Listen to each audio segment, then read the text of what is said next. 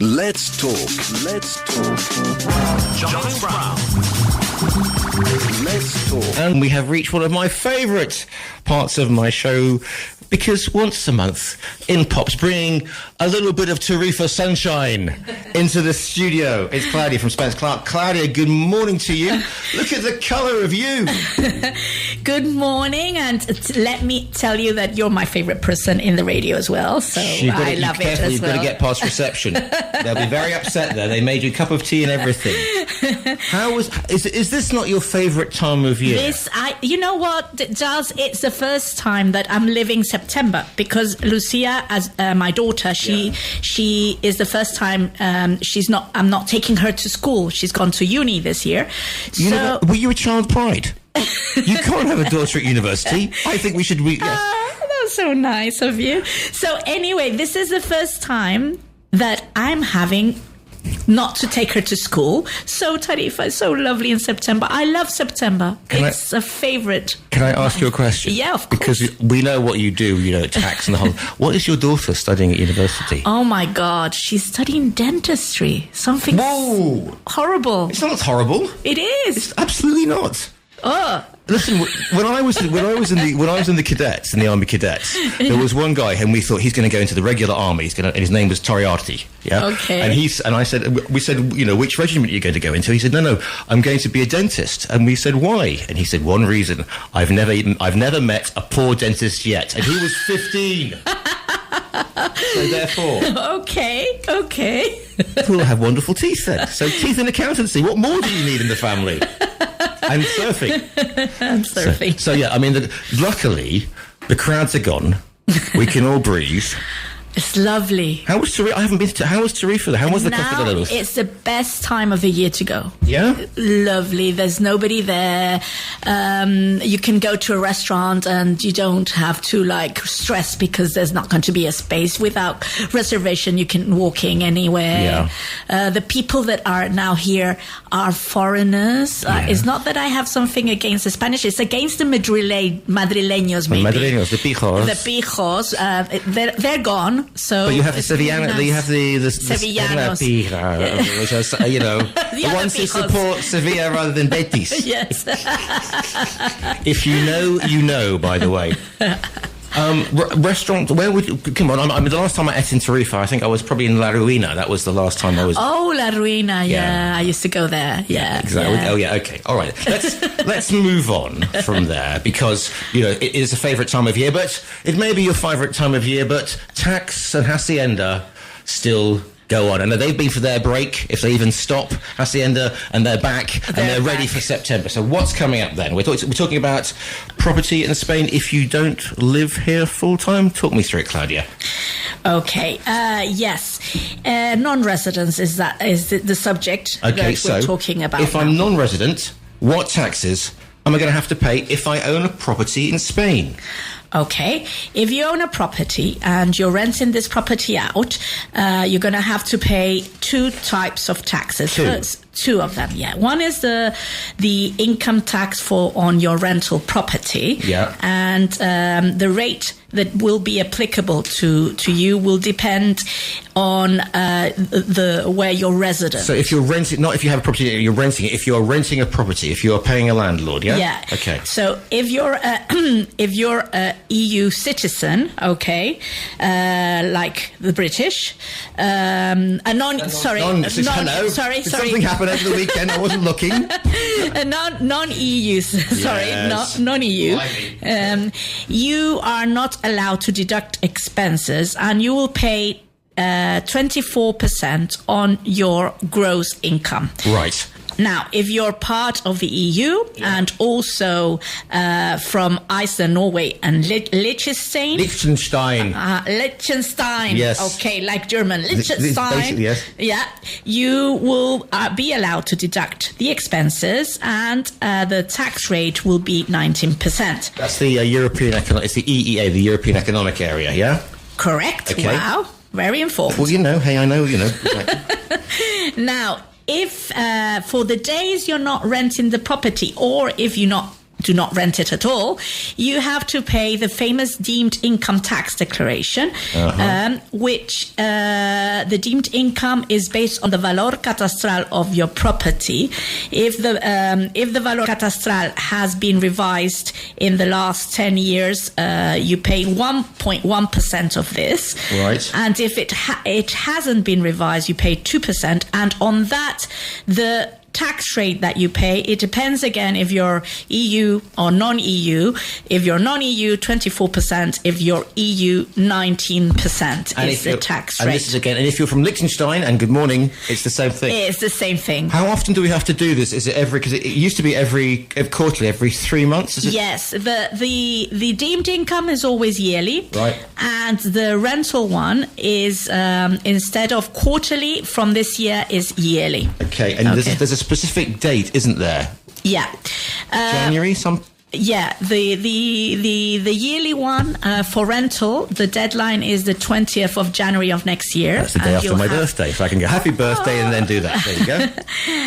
And the non-resident, if you haven't rented your house or it's been rented and you and not rented at the same time, we're actually preparing these declarations right now for the year 23, and the deadline is the end of this year. Right. The one about the 19th and the 20th of January, that's if you're renting a property. But if you have your own property, i.e. you're not renting, exactly. Is there a different date, or is it? Yes, it's the end of this year. Okay. The end of this year. All right. Okay. Apart from that, we have the wealth tax. Is this the tax to the grande fortunas? As well. Oh, okay. So there's my favourite tax. Yes. So we've got cigarettes. We've got the wealth tax. The limit is 700,000. So if the value of your Spanish assets in total is over 700,000, you need to pay wealth tax. And if it's over 3 million euros, is your favourite tax, the grandes fortunas. Now, the law changed, and a person who is a non-resident can actually choose if they want, instead of applying the government tax, which is what I've just explained, they can apply for wealth tax, the regional tax, and therefore, if their property is located in Andalusia or Madrid, as there is no wealth tax, there will be no wealth tax for them as well. So it changes. It varies depending on the region that you live in. So Andalusia and Madrid, they have no wealth tax. So somewhere like, I don't know, Catalonia or Murcia, they have. Yeah, in that case, because, for example, Valencia, the limit is 500,000. So if you're, in that case, I would choose the government one because the allowance is 700. So you can choose the most favorable between regional and the government, which I explained at the beginning, 700,000 and the 3 million on the Great Fortunes. And this has to be submitted, this wealth tax. Between the deadline is June of every year. Okay. So better to get it done sort of April, May than waiting right to the end. Okay. So we've got deemed income, which is based on the cadastral. Now, this is a word I've heard used lots in Spain, and has several words when, because as soon as somebody says hacienda to me, obviously I just go into complete shutdown, the white comes over. What exactly, now be gentle with me, what exactly is the cadastral value? It is a monetary value that the administration assigns to a property, the administration being the town hall. Okay, those are the one. And the town hall, there's a place called Catastro, where they yes, really, it's called Catastro, and this is where they create this value, this catastro. So there's the referencia catastral, which is the identification of your property, and then there's the valor catastral, which is the value. And I don't know where that comes from, catastro, but this is a Spanish word. Okay, and this is the value the town hall or the catastro. So it's not the market. It's not what your estate agent will say. It's worth 50 million. No, normally it's lower. Yeah, lower than the market value. Yeah. Okay. It's they have some formulas and they get to that value somehow. So you've got your catastral value from the catastro. How does that translate into the amount you're going to into the tax payable amounts then? Yeah, I can give you some examples. Okay. So let's start with a UK citizen, so non-EU. Yeah.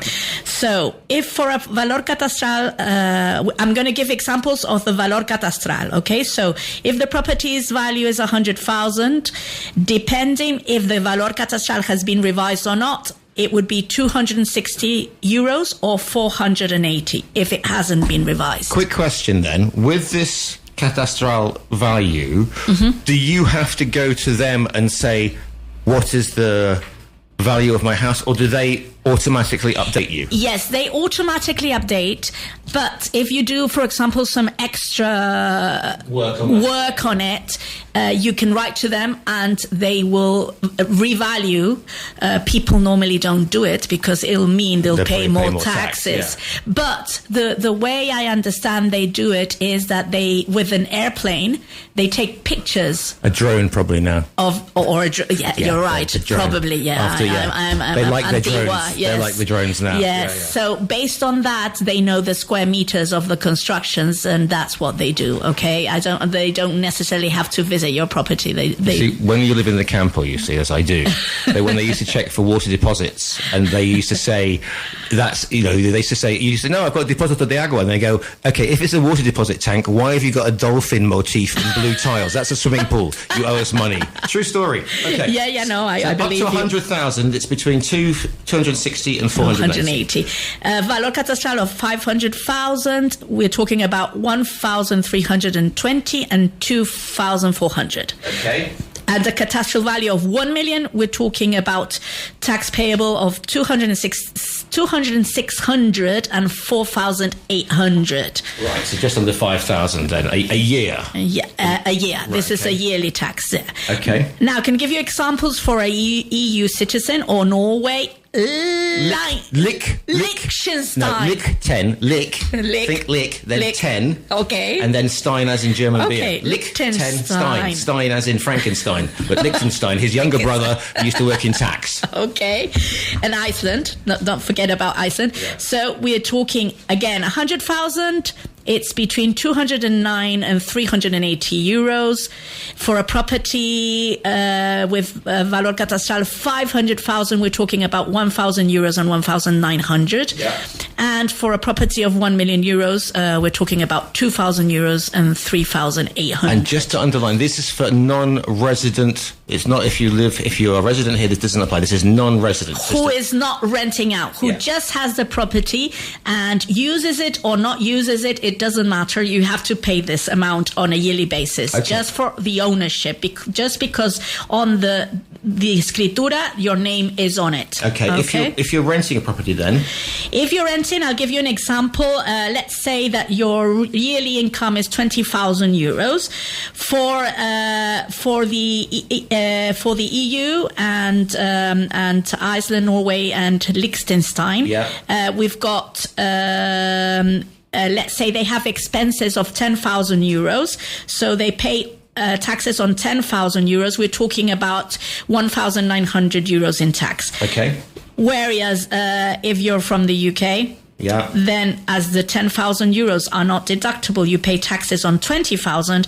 We're talking about 4,800. So there's a big difference between more than double. So if you're, let me get this straight, because I'm British and sometimes my brain doesn't work. So you're not living. So you haven't got the TRE. You're non-resident here, but you're renting a property here for long term. You're popping over every night. You get the whole thing. So you have to pay tax on the place that you're renting. Correct. Okay. Correct. Okay. Super. Now, here comes the other question, because that's relatively simple. But hey, this is Hacienda. So if I own a Spanish property as a non-resident, do I have to pay any other tax? I don't like the way you laugh. Question is, of course there is. The answer is always going to be yes. So yes, we've got.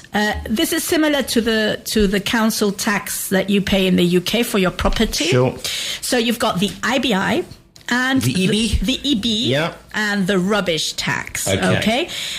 This has a fun That's the aspect. rubbish collection tax, by Yes. the way. Okay. Yeah. Well, you can say rubbish tax as well.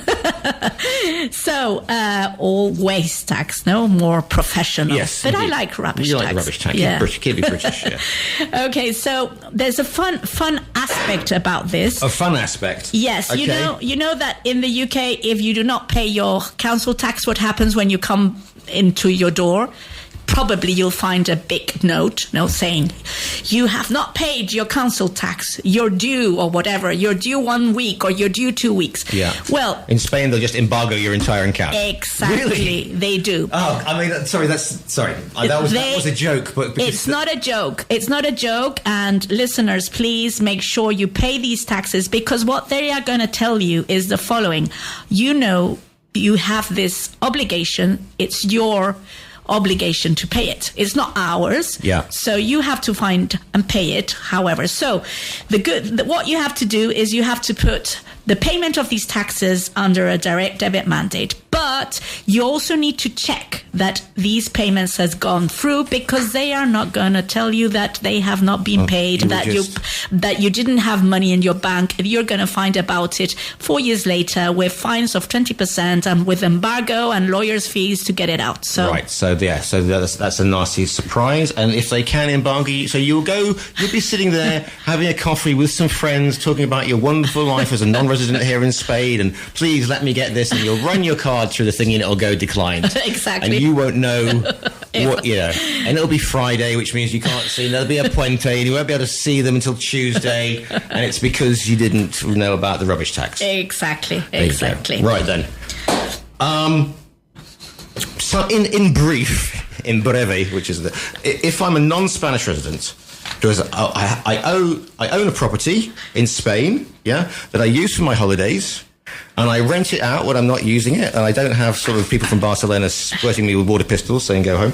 What obligations do I have? Okay. I mean, there's a whole can of worms. Well, I'm just going to summarize. We've said. Okay, let's do it in puntos. First of all, if you're renting, you need to file an annual declaration declaring the rental income. Okay, if you are not renting it out, you have to pay annually the deemed income. Right. Okay. Well, if you're renting it out, not all the time. Okay, and there's times of the year that it's not rented. You would have to pay also the deemed one for the days it wasn't rented out, and the rental ones for the days. Both of them are annual. Okay. Then you've got the council and waste tax. And then you've got the wealth tax, or the grandes fortunas if you're eligible. Now, Point 5. This is an important one. This is an important one. If you're renting out in Spain to as a holiday rental, okay, not long term, you must register. Yeah. You're not allowed just to, tomorrow you decide, I haven't used my property for last summer. Let's rent it out. Before you rent, you need to register properly. Otherwise, you could receive a fine. Yeah. You can find some, we've got in our website we've got a blog, link. A link and some notes about this. Just visit our page and you'll find it. Because it used to be a lot easier, but now and rightly so, because a lot of people have been very upset by the people renting out for holidays, etc. A friend of mine who's got a beautiful house behind the Ares Bank, that bit there, down towards Trocadero Playas.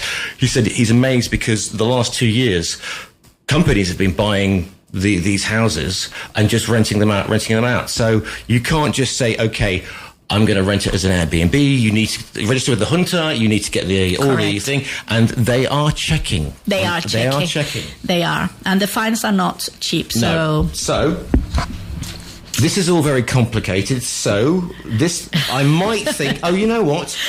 I'm going to sell it and retire to my cottage in Stoke-on-Trent. No surprise there. What happens? I would do the same, I think. Come on, again. Anyway, so if I want to, because again, it's very, in which case I'll sell it. And again, it's Spain. It's not as easy just to say I'm going to shut the door, throw the keys in the letterbox and walk away from my property. What are the obligations if I sell my Spanish property to the tax office? Okay, well, of course, you're going to pay capital gains tax if you've made profit. Okay. The good thing here about the tax rate is 19% for both non-EU and EU citizens. Okay. So no difference. All of them pay 19% on the profit that you make. Now, there's a system, and the system is because the tax office thinks you're going to run away and not pay the capital gains tax, and because the declaration is due in 4 months after the sale, what happens is that when you're signing at the notary on the deed, the purchaser will withhold from the vendor 3% of the total sale price. Right. At that moment, so you don't run away. So what happens later? No, it's a joke, okay? But these are the rules. So what happens is that 3 months later, because the deadline is 4 months and the 3% is actually you've got 1 month to pay it. What happens is that if what the capital gains tax result is higher than the 3% withhold, you pay the difference. And if it is lower, then you ask for a tax refund. That's a mechanism. There are forms. Well, yeah, the 3% is a form called M211. Yeah. And the capital gains tax, the name is the M210. 210. Okay. I remember that vaguely. Yeah. And obviously that's on the debt history. So the net gain or loss of sale property has been calculated. If it's a gain, you pay 90% on the gain, on the profit. So you're allowed to take expenses related with the sale. So what normally expenses will be? There would be the real estate fee, for example. It will be the lawyer's fee that you had, and those are the normal expenses that you will have on a sale. Okay, that's one bunch of taxes. Next question: are there any other taxes that we should be because it's Spain? Come on, what else have we got to? Yes, of course. Well, there's two more things that I would like to mention. One of them is that the buyer this time, not the seller, when he buys, he needs to pay either transfer tax.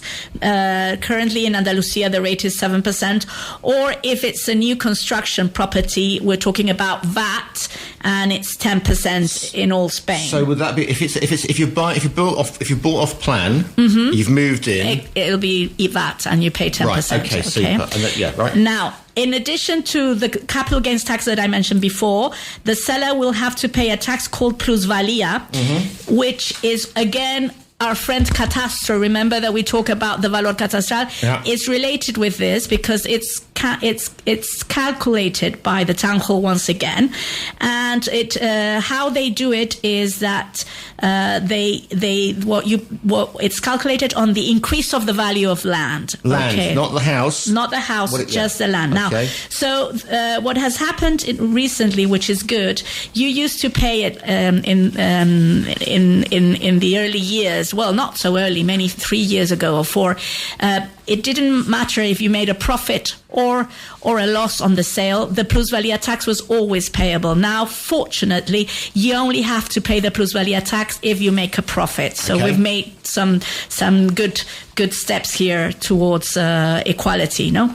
So that is good. And we pay this tax by the purchaser at the time of... Yeah, well, here, good, Giles, what happens, again, similar to the 3%, because you're a non-resident, what will happen is that, again, the purchaser will withhold this plusvalia tax from you on that day when you're selling the property, and he will pay it to the town hall on your behalf. Okay. Similar to the withholding tax that is paid to the tax office, this one is paid to the town hall. Okay, so that's the problem. My brain hurts here, so that's an awful lot of information.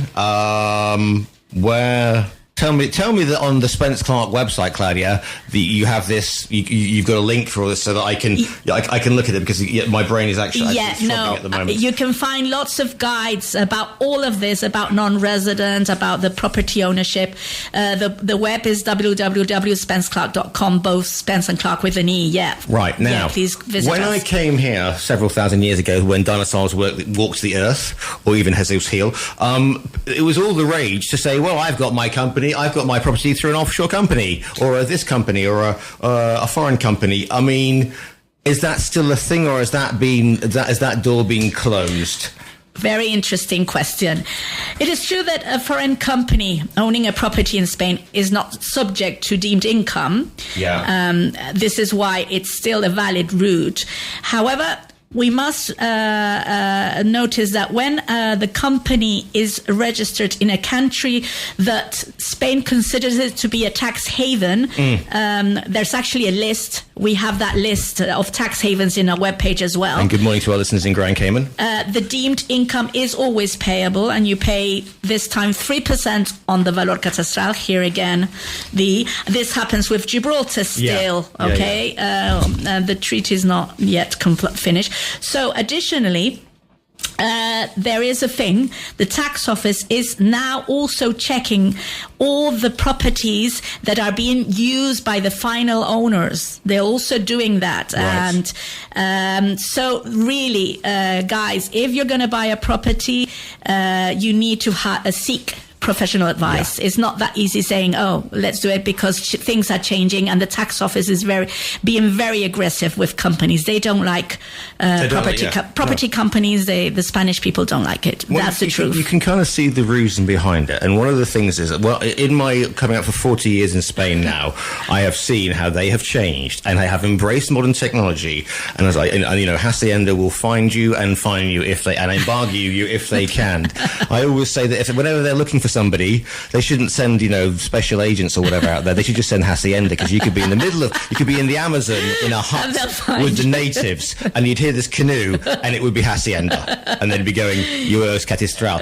We've got 1 minute and 30 seconds, Claudia. Okay. Just quickly. Yeah. What if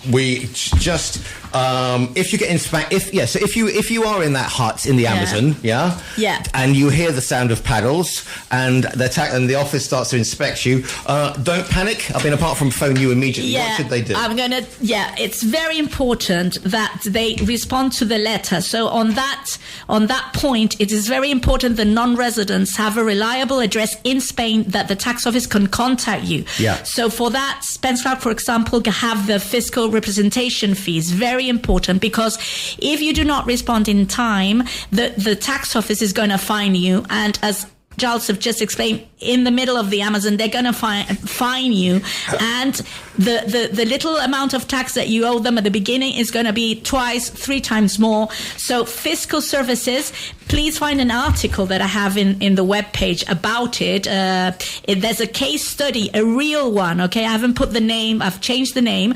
It's the last article I wrote about it. Right. The name of the article is "What Should I Do When I Leave Spain and Become a Non-Resident?" But read it so that you see how important it is that the tax office really finds you and you answer their question on time. Breathe. How you managed to get that in with 20 seconds to go. Claudia, if people want to find more information, the first port of call, the website, they can read the articles, they'll find the links. What is the website? The website, www.spenceclarke.com. Both Spence and Clarke with an E. Right, we've covered an awful lot of ground today, so thank you so much for demystifying the Spanish tax system. Claudia, as always, thank you so much for your time today. Thank you, bye-bye.